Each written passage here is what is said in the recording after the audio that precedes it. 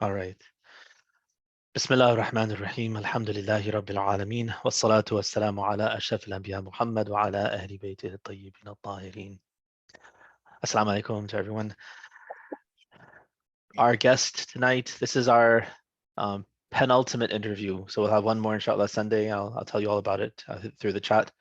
But this will be our one of our last interviews.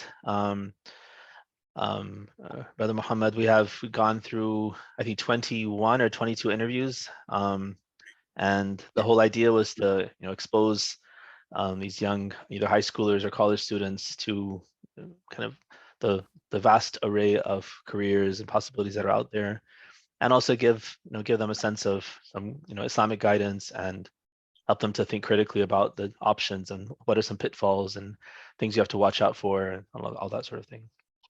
So I think I'm going to get to know you alongside them. I think we met before, maybe a long time ago.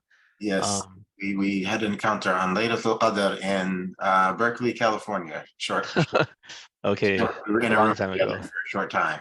Right. All right. So what I understand from your bio, you are, I think, primarily a chaplain. Is that correct? Yes. And you work in hospital settings and also prison settings, I think.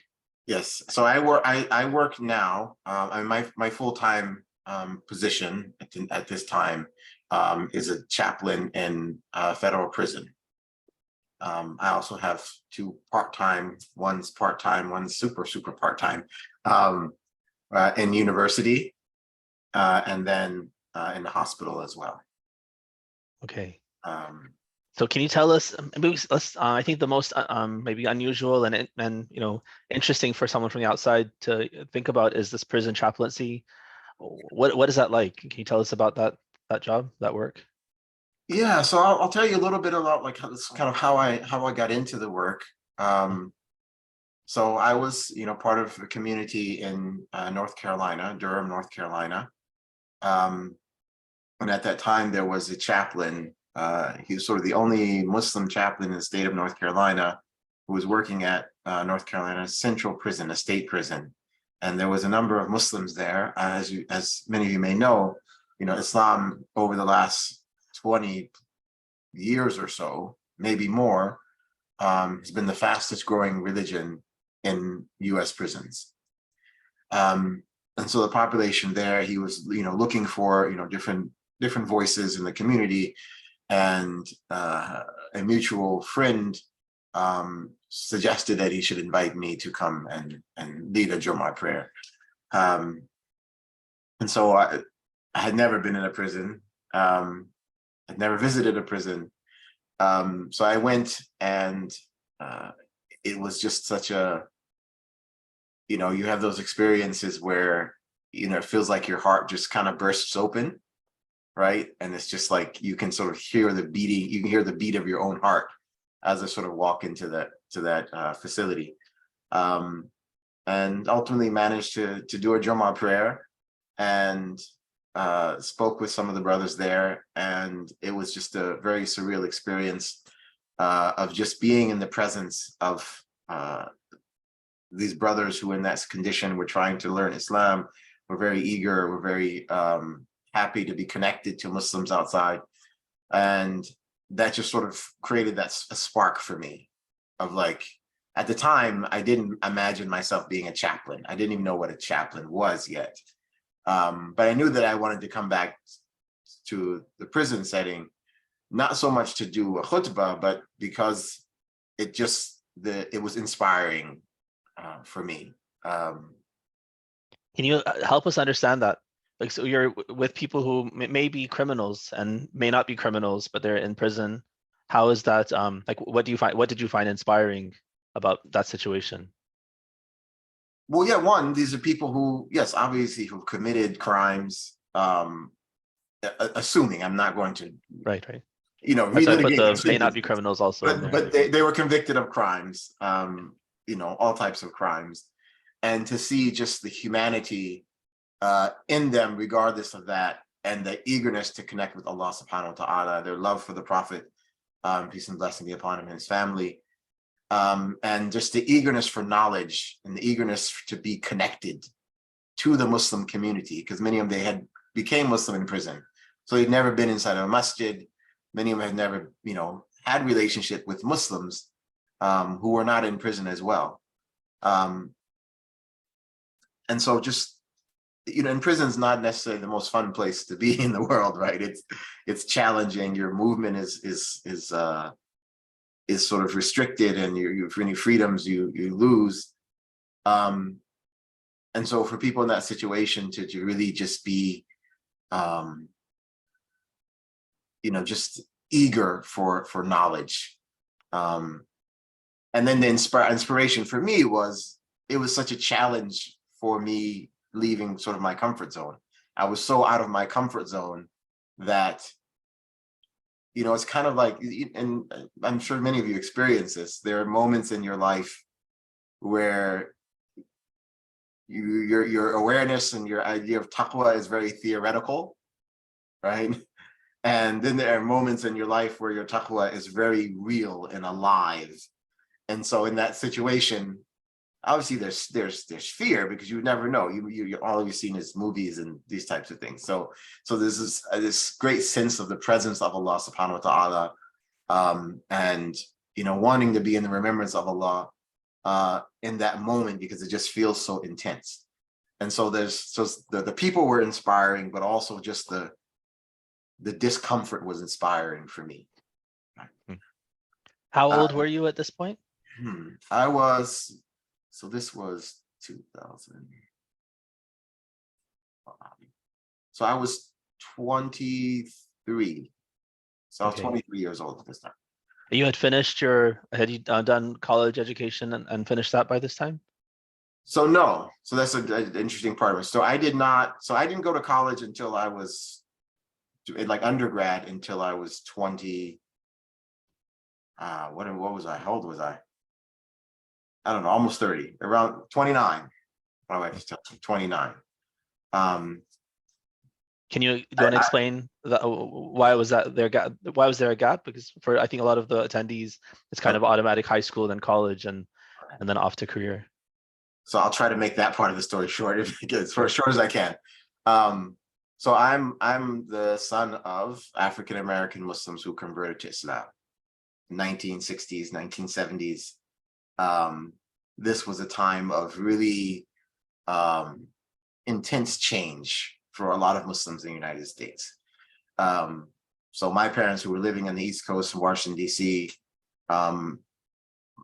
my mother basically picked us up from Washington, D.C. and took us all the way to the other side of the country to be with a Muslim community. Right. So we went to ultimately to Texas, where there was like a community that was developed there in a place called Beit Din. So the idea was like to build like a sort of Muslim commune type of environment. So that's where I went at a very young age, 4 or 5, and just was learning. We had school, but it was mainly learning Islam, learning Arabic, learning at grammar. So I spent my days, studying Qur'an and these types of things. I recently met Haider Gallahan. Yes. Probably crossed paths with him in Beit Din. So I learned about Beit Din from him a few weeks ago. I was a toddler and he was, a young adult in that situation. So, so there was kind of like this disconnect from the dominant American society of like trying to do things differently. So growing up, I didn't have, for the most part, there wasn't this push, grow up, finish high school, go to college, right? There was, there was kind of instilled in me a little bit of fear of like, if you go off to college, you're probably going to lose your deen, right? You're probably going to lose your Islam. So it was kind of frowned upon. If you wanted to go to college, the immediate thought in that community was like, oh, you want to, you want to be like any old American, right? Yeah. So it wasn't a goal of mine growing up as a young man, right? Was education still important for your parents or like your community? Absolutely. But just not through college? Yeah, so it was plenty of education, right? There was no shortage of that. But the goal wasn't, it wasn't very career-oriented education. It was like education for the sake of self-development, for the sake of akhirah.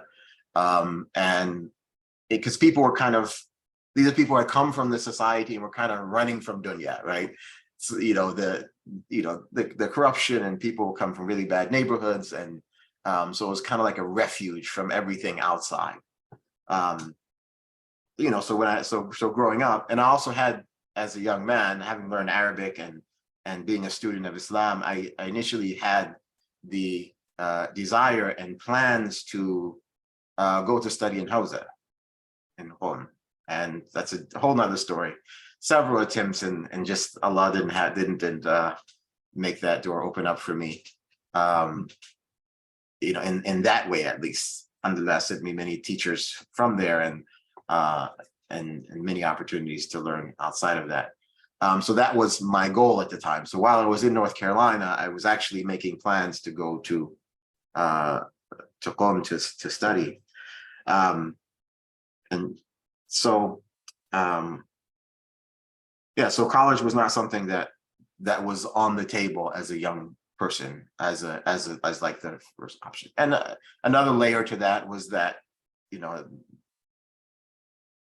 I didn't even know how to do it from a financial standpoint, because of multiple layers of just, I kind of ended up on my own at a very young age and was sort of supporting myself.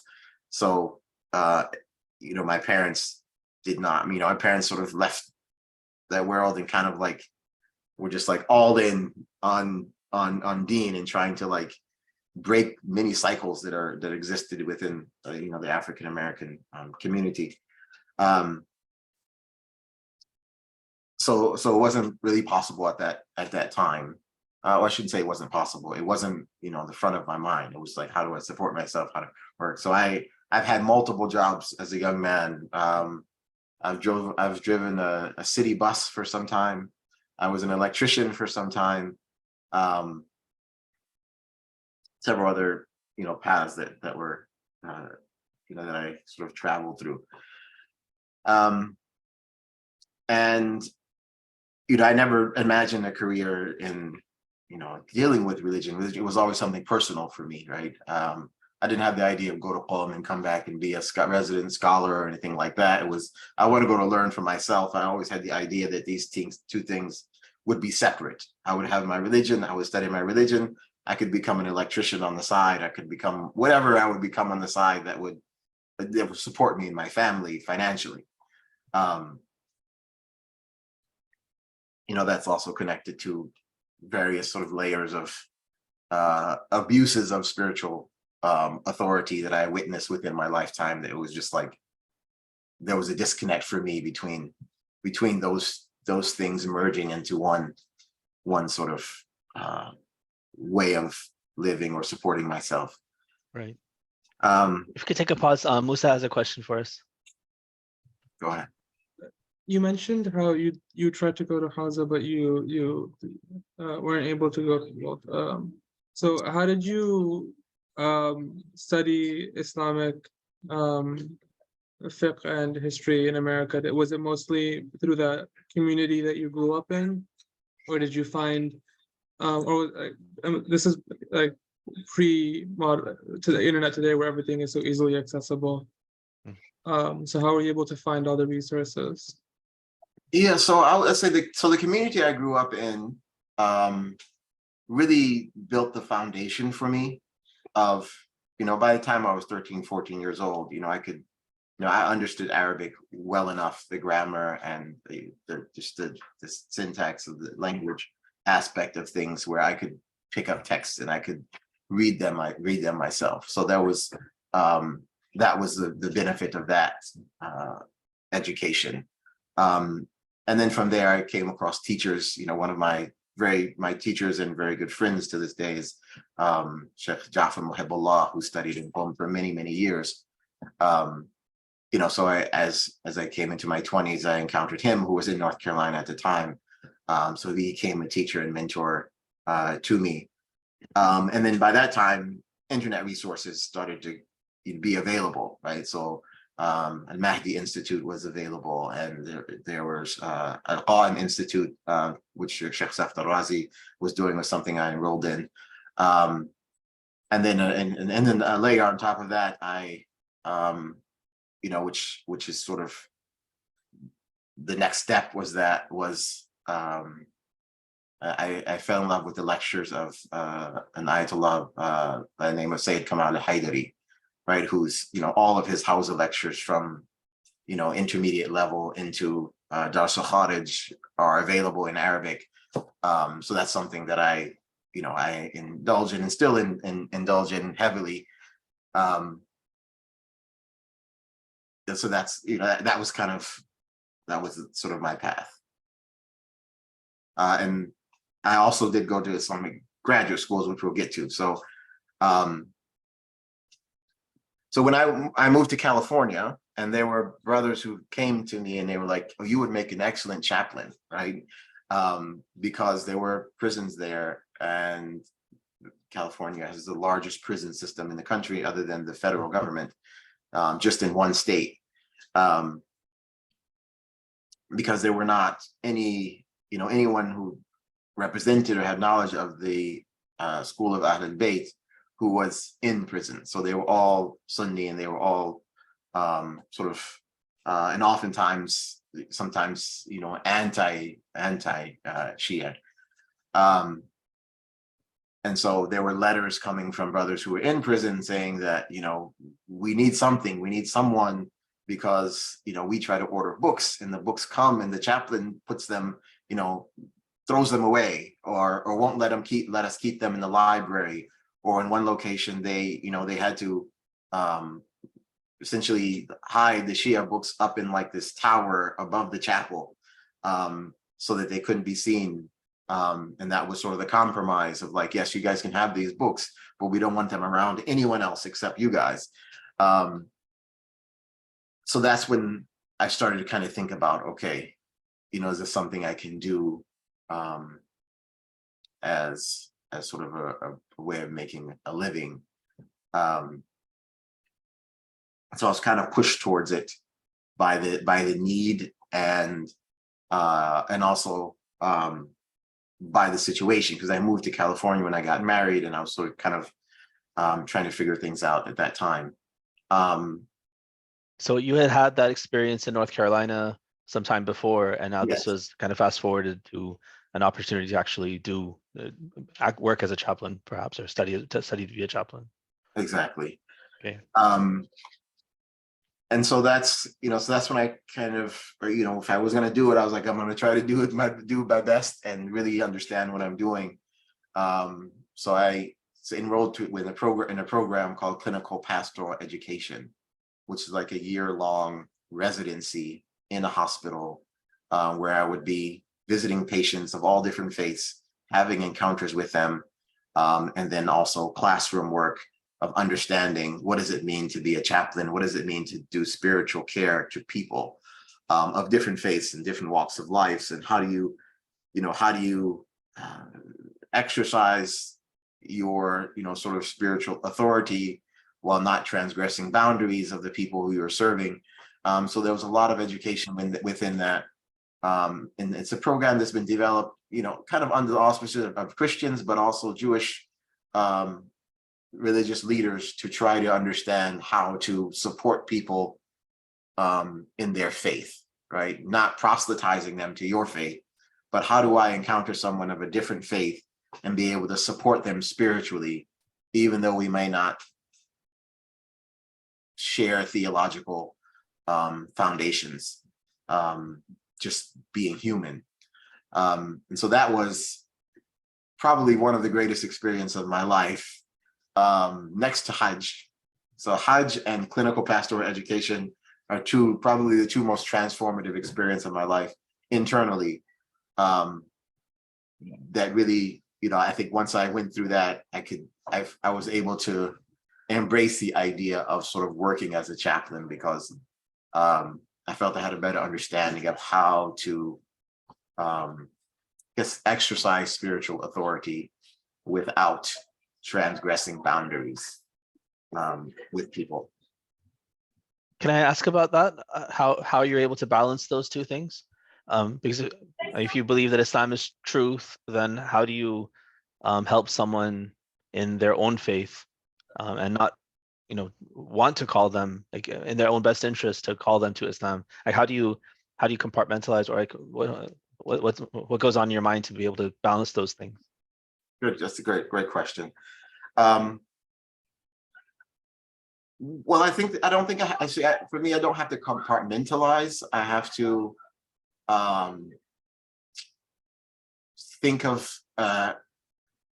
the gradation of realities, right? If we say as Muslims that everyone is born on the fitrah of Islam, right? And so if I am supporting someone in their humanity, right? If I'm calling someone to their very humanity, that's calling them to Islam, right? I don't go in rooms affirming their faith, right? I go in their room saying, okay, you're human, you're in distress, right? There's all types of feelings going through your mind, through your body, from your heart, right? Like, how do you sort of center yourself in these moments? Like, where are you drawing strength from, right? I can maybe, at times when appropriate, like, share how parts of my faith may help me get through different things. So it's, it's calling to people to their very humanity, right? To listen to the voice inside of themselves in those moments, right? Mm-hmm. And I find a lot of one of the things I've taken a lot of interest in as I've become an adult, especially as a chaplain, is really thinking about the Messenger of Allah, peace and blessing be upon him and his family, is thinking about his life and the way things progressed step after step, right? The Prophet didn't start out with, complex theology. He didn't start out with wajibats. You have to pray, you have to fast, you have to do all these different things. It started out with very simple human principles: be fair, be just, be honest, establish brotherhood, love one another as you would love yourself, right? So all of these things are very universal human ideas, right? And it is Islam, right? I think sometimes the way we think of Islam is the shell, right? That's the extension of Islam, but Islam is really the yoke, right? And I think the yoke is really shared by all humans, right? And I feel like if we were able to connect, and I've had this experience with people many times, is once we're able to connect at that level, the whole conversation becomes far easier, right? I can sit and have a conversation about my faith, about differences, about so many different things, and we've already established a strong human connection, and dare I say, an Islamic connection at that level, to where those things are just, they seem very minor, right? There was a woman who, I visited quite regularly, and we just established a connection. This is just one example, to where we began to share our different faiths and perspective. And she's like, what do you love about your faith, and I asked her the same questions, and began to share prayers from her faith. And it came to a point where, she would have a nurse call me a couple of times a week to come to her room, because she wanted to recite some one of the du'as of Imam al-Sajjad, right? And she loved it. And and I would have her, share something from her faith, and it was just an amazing thing. And you walk away from that, for me, a lot of people say, well, what happened after that? I said, I left that to Allah, right? It can play, that's not my purview, right? Even for the Messenger of Allah, right? Allah says, innaka lan tahdi man ahbabta. You don't get to guide people just because you like them, right? It just doesn't happen like that. You can plant seeds and let their lives, what Allah choose to bring next in their life, right? That's up to him, right? This is really interesting. So I always had this idea. I thought that there must be some tension between taking a job as a chaplain in a university, for instance, or like you in a chaplain in a prison or hospital, if you're serving multiple faiths. Like I could imagine being a Muslim chaplain for Muslims, but how can, like, what would it be like to be a chaplain for other people? And I thought that maybe you have to go through, like, you have to become pluralistic and then serve, or like do taqiyya and serve. But it sounds like you have found a way, like, to actually be fully, like, believing in Islam and knowing that Islam is, like, the ultimate truth and all of that, not compromising on that truth, it seems like, but at the same time speak to people in meaningful ways and maybe even guide them in the sense of, like, planting seeds, like as you just mentioned. Does Yeah. that characterize what you're able to find? Yeah, absolutely. Yeah, very much so. And for me, it's rooted very much in, as I said, in the Qur'an, in the revelation of the Qur'an. It's also very much rooted in the teaching of Ahlul Bayt alayhim salam, right? You have, many hadith from the Imams that tell people this, right? كلم الناس بما لا تكلم الناس بما لا يعرفون, right? Don't speak to people on a level beyond their comprehension, beyond their ability to understand, right? Or one hadith from Imam Ja'far as-Sadiq alayhi salam, he says, the worst of our followers are the people who cause us to be rejected by speaking to people in a manner which they find to be unacceptable or to, by giving people more than what they can handle, right? And so I think sometimes we have a habit of doing that because we think to be fully ourselves, we have to throw ourselves at people, right? And that's just not, that's not where the Imams operated either, right? They dealt with different people, different communities in different ways, depending on where they are. So this principle in chaplaincy is, how do you meet people where they are, right?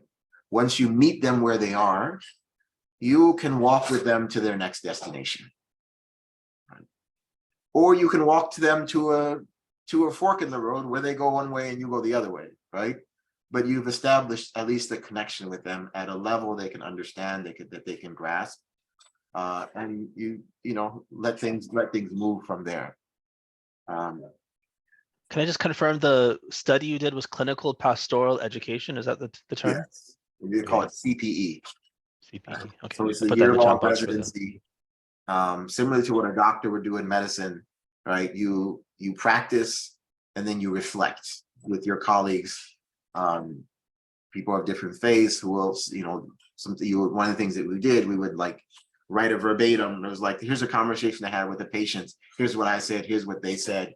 And you would go through it with your peers and they would sort of like help you through, okay, when that person said that, what were you feeling internally? Right? Did it make you feel uncomfortable because it's not, maybe it's not from your faith perspective? Did it make you feel uncomfortable because you have some trauma in your own life that it touched a nerve, it triggered you in some way to where you responded in a way that was to sort of like remove your own discomfort? Or did you respond in a way to help give some comfort to that person, right? And to help you be aware of that, right? Because chaplaincy is, I look at it as like just becoming a better person, really. Not, professionally it helps, but being a better person, like, because we respond to people in ways all the time, just out of like, oh, they made us feel a little bit uncomfortable, so we have to find something to say to like not feel as uncomfortable. But was it really what needed to be said? Did it really help the relationship progress? Did it really help that person see themselves or find some meaning in anything? So you do that with your peers, and it kind of helps you, hold a mirror up to yourself and really understand your own self, right? So your own past and how that plays out in your interaction with people every day. Can I just ask about this? So CPE, is it a master's program or is it an undergraduate major? Well, where would someone get into it? In theory, it's kind of a postgraduate, although I hadn't graduated, but they let people who are not, it's not necessarily, it's not like postgraduate in the sense that you get a master's degree. It's generally like, if you go to a seminary in the United States or other parts of the world, a part of your seminary is go do CPE, right? This part of it. And so if you are already in seminary, you know, you'll get like anywhere from 3 to 12 credits towards your graduate degree. You know, if I was in seminary at the time, I went to seminary later through Bayan, so it didn't count towards that. But that's typically how it works. But some programs, if you're already like endorsed, or if you're already considered clergy in a community, right? You're endorsed as an imam or what have you within your community, they'll accept you into the program, right? Being a Muslim is an advantage because the programs are designed to help religious leaders encounter other religious leaders and help have a better understanding, right? So obviously as a Muslim and an African-American Muslim at that, it was very welcome. I was very welcome to the program because that made the education process for others that much richer. Wow. And where did you do this? This was in California? Yeah, this is in San Francisco. Okay. University of California University of California, San Francisco Medical Center. Right. So it's the CPE, does it also is it also medical based actually, or it's just kind of geared towards working in a hospital setting? So most historically CPE programs have mostly been run by hospitals. Right. There's community CPE programs now.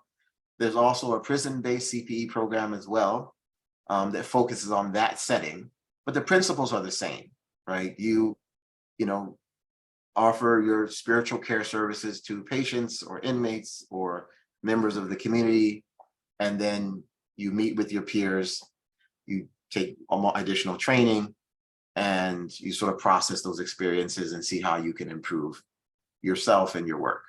Right? Oh. So toward the end of that, well, really before that, I started applying to some positions as a Muslim chaplain, because at that time, and it's changing now, at that time, the education requirement was a little lower in terms of you didn't necessarily have to have a bachelor's degree. You had to have, because the Muslim chaplains, typically, they weren't really Muslim, at least not for very long in this country. There weren't really, you know, accredited Muslim seminaries or even bachelor's degree programs that taught people how to be Muslim leaders, right? You could go to you could go get a bachelor's degree in religion with a specialty in Islam, but it doesn't teach you how to be an imam, for example. It teaches you it's very theoretical.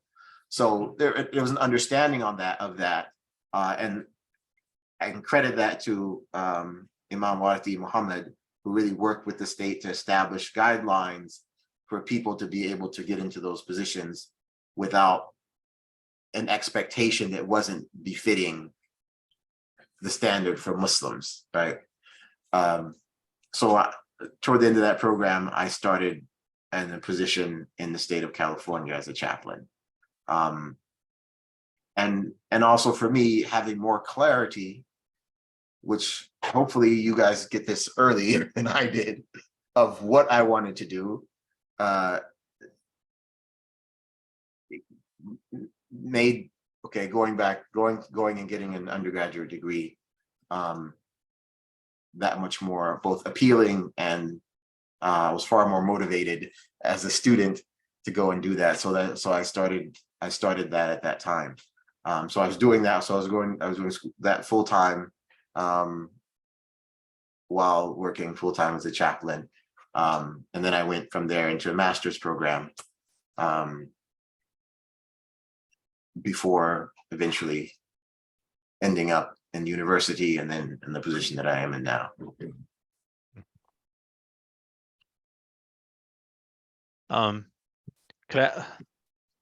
So like financially, how, if you're comfortable mentioning the kind of the circumstances, were you able to get enough support? Like, or you earned enough through the work that you could support your education, or did your wife contribute, or like what was the dynamic that kind of helped you through that situation?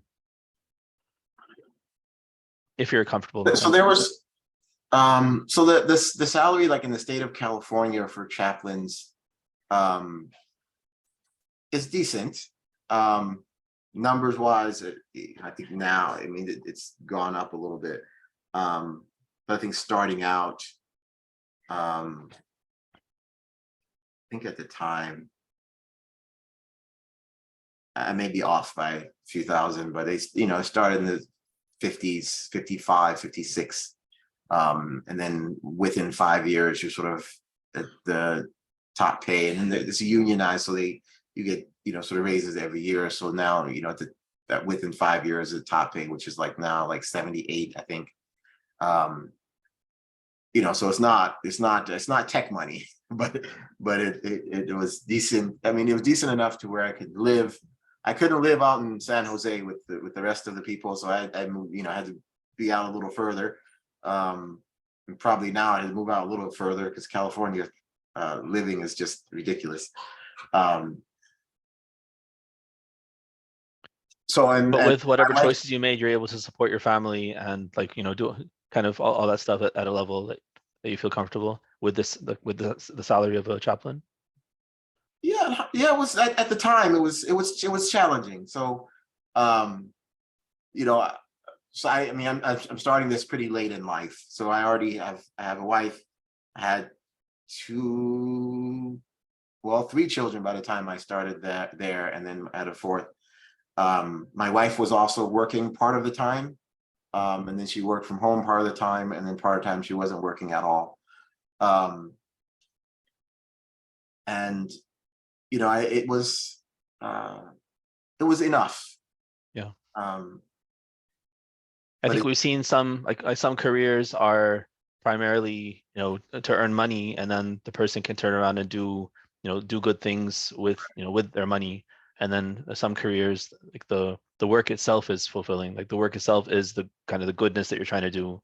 Right. And oftentimes those are the jobs that also don't pay very well, as teachers or chaplains or other kind of very meaningful work that Right. like society doesn't value as much, maybe, or financially it's not very lucrative, but it makes you very happy and does good work. Yeah, I mean, the work is certainly fulfilling, and every day is always inspiring. Well, I should say every day.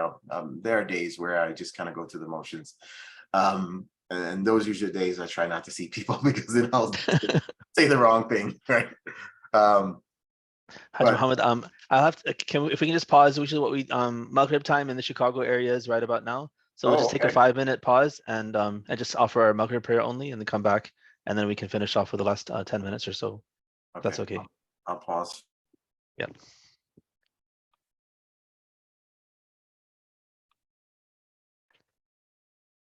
All right, Bismillah. I'm not getting your sound right now, Hajj Muhammad. Try unmuting it. Yeah, okay.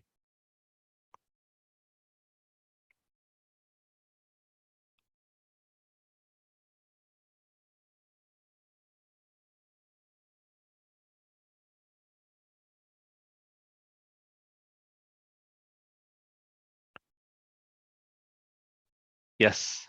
Yeah, we have your sound now. Good. Let me go back to the sort of like salary aspects of things. So once I'll say, like, in terms of salary, the salaries are sort of improving as Muslim chaplaincy becomes a little bit more professionalized, even chaplaincy in general. And then that's where you move up. So now I work for the federal prison. And so now I think my salary now is like 89,000, which in central Pennsylvania is pretty significant. That must include benefits as well, like insurance and those kinds of things. So benefits on top of that, that's the positive, whether it's state or federal government. The benefits are pretty, above board for many, compared to many fields, retirement and all that kind of stuff. actually in the feds, they actually still have pension plans, which is, gone out of style in most places, or they've taken away in many fields. Right. And another positive aspect is that, there's state or government,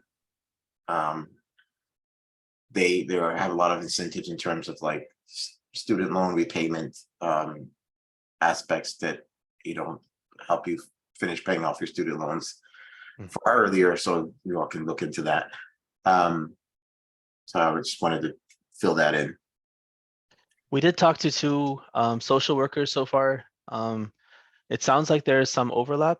Do you have a sense of maybe like how do these two fields overlap, or where are they different? In terms of chaplaincy and social work? Yeah. Because the counseling part, the psychology, and like talking to people, and like that seems like it's a similar area. It's similar, but the subject matter is often different, right? A social worker is going to talk to you about, your social circumstances, right? How to get a job, how to, how your children are doing, and connecting to resources within the community to help you socially. A chaplain, there can be overlap. Don't get me wrong. There's always, like, life is all overlapped, right? You can't compartmentalize. If someone can't eat, you can't just gloss over that and let's talk about faith, right? Like, it's like you can, but you have to at least acknowledge it and to some degree. So, but a chaplain is typically going to talk about internal resources, right? Someone is struggling with something, you want to be able to connect them to something that gives them strength, right? To compose themselves in a way that's befitting for them, through whatever difficulty there is, right? Like a common question, asked, especially in hospital settings. Prisons is a little different. Is where do you draw your strength from? Right? Because we, in chaplains, we try not to like lead people. We try to let them lead a bit, right? So you get an understanding of who they are. And so people would say, yeah, family, right? Or, my faith in God, or scripture, or a story, or whatever it is. And so oftentimes in the moments of distress, people forget about those things, right? And you're there to kind of remind them, okay, you find it in scripture. Well, what stands out to you, right? And they may tell you, and you may be able to recite it for them. You may be able to read it for them. You may be able to, share something from your own scripture that, I draw strength from this particular story. You may find something in it for you. So it's really trying to help people, connect people to their internal resources, as opposed to external resources. And then there's also referrals, right? I may make a referral to a social worker, and or make a referral to a psychologist if they're dealing with issues that are sort of outside of my wheelhouse, right? I do. My undergrad was in psychology, so there's some overlap in my own sort of skills and knowledge, to a certain point, right? So yeah, but there, it's hard to avoid overlap, Right. in human sciences. One of the things we've been talking about in these sessions is that there's a difference between men and women, and in terms of career also, that there is a difference. And so we've brought on some women who are not in proper careers, but they can take care of their homes or teach their kids and those kinds of things, to highlight that kind of role. And then we have some women who are also in careers. But I'm trying to, we've been trying to bring out like maybe those careers that are compatible with a kind of traditional Muslim woman's role. Do you think chaplaincy can be that, or is it not really compatible with a woman's, like a traditional woman's role? if she's going to prioritize family.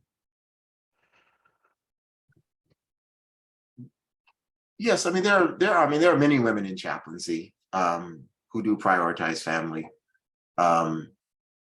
You know, obviously, you know, as a chaplain, it takes you from your home, you know, so to whatever capacity a person has to, you know, leave home, you know, that changes from person to person. But there are certainly, you know, in the prison setting, you know, they are all female prisons, right? They're not housed with the men, right? There actually is really a great need for women who are well-grounded spiritually and have, you know, deep knowledge of their faith and know and are trained in how to, you know, offer, you know, spiritual, emotional guidance to women. And, you know, quite frankly, it's a problem. And it's a void that needs to be filled. It's challenging being in working in a prison setting, because there are cultures within prison settings that are, you know, that are outdated to some degree. But change that is changing fairly rapidly. So there's a great need, and you know, of course, when you say traditional, that obviously is a very loaded, you know, term, right? What's traditional for some may vary. You know, and there, so again, so there's women who need the service, right? So that's one, right? And I can't, there's a limit to how much I can serve a woman in a women's prison, right? Both for my own sanity and for theirs, right? Probably not a good fit. There was a woman who in California was working in a women's prison for 30 some years. You know, she ultimately, you know, retired. You know, so they kind of left a void because there wasn't a lot of people positioned to take on that role. So there's certainly, the field certainly welcomes women and accommodates women. Hospital chaplaincy has a lot of very good, very well qualified sisters who are doing the work, and really all, you know, often at the forefront of chaplaincy, who have families and children, and you know, and have and very much value that traditional role, but are, you know, often superheroes that can manage doing both. You know, you know, I myself, I'm a father and of 4, and you know, have always been very much involved in their lives. I've never been one of those fathers who's just like, yeah, I work, you deal with all of that. No, I work, I'll come home, we both deal with all of that. And so I think that, you know, that's important. That's important to me. You know, my wife at times, she's sort of done the same thing. So I don't know. You know, situations can be very different. No, that was helpful. Another question that I thought of, like, you really sold, like, by, you know, kind of putting CPE education at the level of, you know, Hajj in terms of transformative experiences you've had. I'm wondering, like, say someone may or may not want to be a chaplain, but do you think that education is something like maybe universally beneficial as like just one of the transformative experiences that a young Muslim should have, even if they become, you know, something else in terms of career? Is it that kind of a thing that you could kind of dabble in it, not dabble in it, but like kind of do it as a way to change yourself and maybe improve yourself as you go on to life? Yes, if you know, if someone asked me, they are 20 or 20 years old, or you're mid-20s and you want to do something other than school or post-school and you're not working yet, or whatever it may be, I would highly suggest doing a year of CPE, or even they have like a quarter of a year you can do, where it's sort of like 1 unit or 3 units. I'm sorry, 1 unit as opposed to 4. So you would do like 3 months, right? It's I would highly recommend it. So if you have a program near you, not only would it be enriching for yourself, like I said, there hasn't been a lot of Muslims in those programs. So there's a program that may have 8, 9, 10, even my program had 12, I believe, 12 Christian, Jewish, Buddhist, religious leaders from their communities who are part of that program with you. So you also enrich their experience, right? They have a Muslim who they can ask, right? Well, how do Muslims do this? What's the appropriate way to, what's the appropriate way to enter a hospital room where a Muslim woman is, and you can help them through those things. So you enrich their experience as well as your own. And then the greatest thing about it, I think, is the way in which it helps you process your own experience as a human being, growing up, your childhood. Like, what are you carrying into your everyday life that is affecting the way you interact with people? I credit, Allahu A'lam, but I very much credit the health of my own marriage to having done CPE, because it helped me understand my own self in a way that I probably wouldn't have otherwise, right? How do you identify emotions, right? How do you sit in an emotion, right? As opposed to reacting to that emotion, right? So a lot of very good training in that program that I would recommend for anyone. That's very good. Are there any other things that you were hoping to share to kind of give us a sense of some of these important or like important lessons maybe that you want to communicate to the participants? Nothing particular that we haven't covered to some degree. Right, we could go down like 30 rabbit holes, right, and be here all night. But it is, it's really rich work. You meet so many different people. You get to have an intimate view into so many different lives, that it really is helpful to your own existence, right? I think of often of the verse in I'm forgetting which verse it is. No, Surah Al-Hujurat, where Allah says that He, created you male and female, and made you into tribes and nation, lita'arafu, that you know one another, right? And as you know, it doesn't use, a simple level of knowing. This, ma'rifah is something which is very deep. And, I think in my work, I feel that every day of like, you find out how so many little things in a person's life have changed them and affected them. And it's eye-opening, right? People who are in prison, right? We often make things very simple. As a society, we make things very simple. These are criminals, these are non-criminals. And if you really like actually listen to their whole story, you understand like there's so much about their situation that has made them end up where they are, right? And a lot of it's not their fault. A lot of it's situational. A lot of it is, right, going left when you could have gone right, but you didn't know any better at the time. And this sort of snowball effects of different experiences. And I know for like me as a parent, having children, it's like, okay, I look at my children, I was like, okay, I know if I say this in this way, I play the scenarios in my head. Like, how is this word that I say going to affect them in 10 years from now? Right. How are they going to think about themselves in 5 years from now? Right.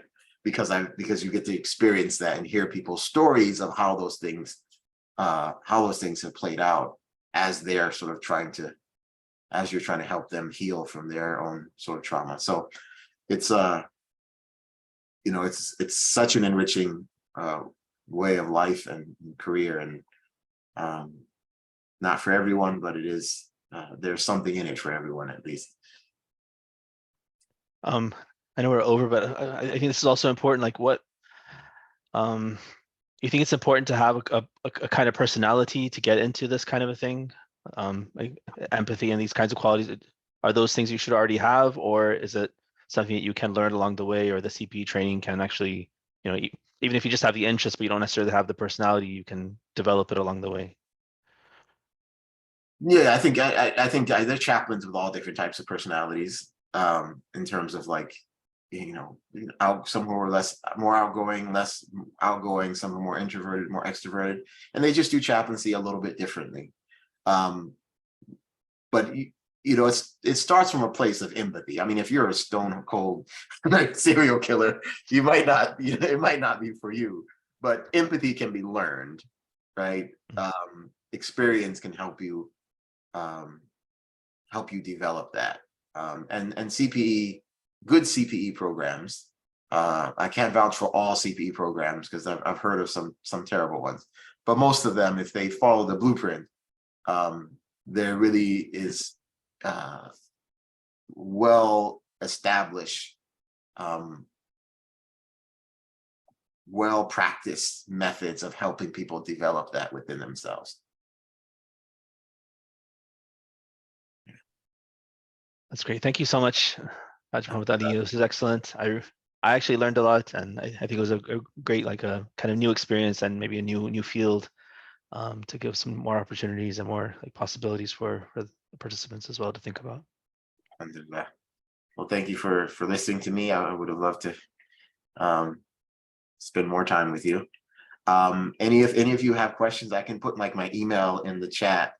If you have further questions that I couldn't answer today, or didn't have enough time to answer, or corrections, feel free to reach out to me.